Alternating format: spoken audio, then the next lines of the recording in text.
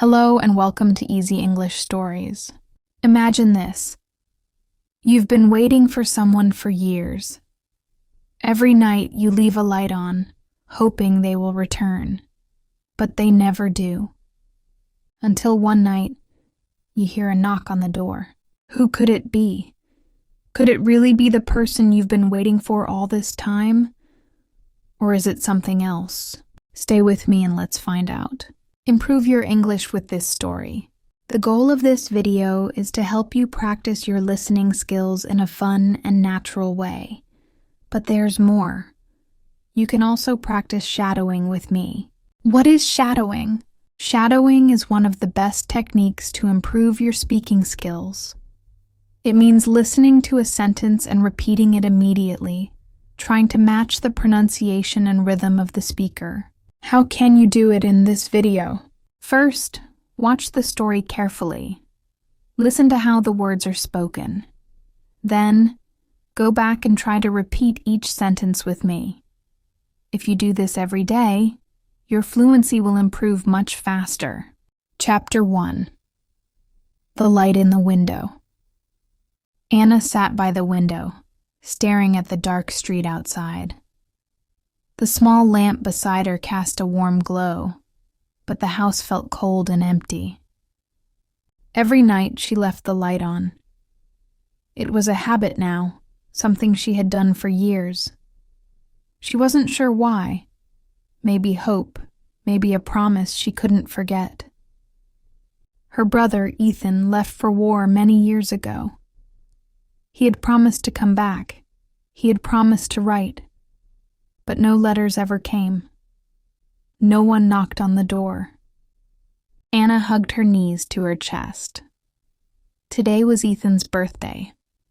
She whispered his name, wondering where he was. Was he safe? Was he alive? Outside the wind howled, the trees swayed, and Anna, like every night, waited. But tonight was different. Tonight something would change. Chapter 2. The letter that never came. Anna closed her eyes and took a deep breath. The silence in the house felt heavier tonight. She reached for a small wooden box on the table. Inside, there was an old photograph. Her and Ethan, standing in the backyard, laughing. It was the last picture they took together before he left. He had promised to write. She had waited for his letters. At first, she checked the mailbox every day. Then, once a week. Then only on his birthday. But the letters never came. Her mother used to say, "No news is good news." But that wasn't true. No news was an endless question. Where was he? Why didn't he write? Anna held the photo close to her chest. Then a sound made her freeze. A knock on the door. Chapter 3. The Voice in the Dark. Anna's heart pounded. She stared at the door, frozen. No one ever knocked. Not at this hour, not for years. The wind howled outside, but the knock had been real. Steady. Certain. She stood up slowly, her legs trembling. She took a shaky breath and stepped toward the door. "Who's there?" Her voice was barely a whisper. Silence. Then a voice, low, tired, and familiar. "Anna, it's me." Her breath caught. The room spun. It couldn't be. She reached for the doorknob but hesitated. Her fingers shook. Was this real? She thought of all the nights she had waited, the birthdays spent in silence, the empty mailbox, the broken promises. But now he was here. Or was he? Anna closed her eyes, took a deep breath, and finally turned the handle. Chapter 4. The Man at the Door. The door creaked open. Anna's hands were shaking. A man stood in the dim light. His face was thin, his eyes sunken, his clothes worn and dirty. His hair was longer, streaked with gray. He looked older, too old. But it was him. "Ethan?" Her voice cracked. He gave a weak smile. "Hey, little sister." Tears filled her eyes. She wanted to run to him, to hug him, to believe this was real, but something felt wrong. "You never wrote," she whispered. "You never came back." Ethan lowered his head. "I tried." His voice was barely audible. Anna's heart ached. Years of pain, of waiting, of loneliness, all standing right in front of her. "Can I come in?" he asked. She hesitated. A storm raged outside, but inside another storm was just beginning. She stepped aside. Ethan walked in. Chapter 5. The Truth Unfolds. Ethan stepped inside, his movements slow, as if carrying an invisible weight. The warm glow of the lamp illuminated his face, tired, worn, haunted. Anna couldn't hold back anymore. "Where have you been?" Her voice trembled, filled with years of pain. He sighed, rubbing his hands together. "War changes people, Anna. I tried to come home, but I wasn't the same." Her chest tightened. "But you promised." "I waited for you, every day, every year." Ethan's eyes filled with regret. "I know, and I hate myself for it." Anna searched his face, looking for the brother she once knew. He was here, but also not. Silence hung between them. Then Ethan spoke, his voice barely above a whisper. "There's something I need to tell you." Anna braced herself. "I never made it home." Her blood ran cold. What did he mean? Chapter 6. The Ghost of the Past.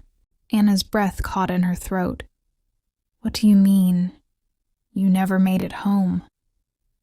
Ethan looked down, his fingers tracing invisible patterns on the wooden table. "I was in the war, Anna. I fought. I survived. But I never really came back." His voice was distant, hollow. The air in the room felt heavier. Anna shook her head. "No, you're here, right in front of me." Ethan's sad smile sent chills down her spine. "Am I?" Her heart pounded. She glanced at his hands. No warmth, no shadow against the dim light. Her stomach twisted. She reached forward, fingertips trembling. Ethan didn't move. Her hand passed through his. Anna gasped, stumbling backward. Her chair scraped against the floor. "No," she whispered. Tears streamed down Ethan's face. "I never made it home, Anna. I died out there." Chapter 7. The Final Goodbye. Anna's mind raced, struggling to process what Ethan had just said. "No, this isn't possible. You're here." But Ethan's form was becoming more transparent, his face fading like mist in the morning sun. "I'm sorry, Anna," he whispered, his voice cracking. "I wish I could have come home. I wanted to see you again. Tell you everything."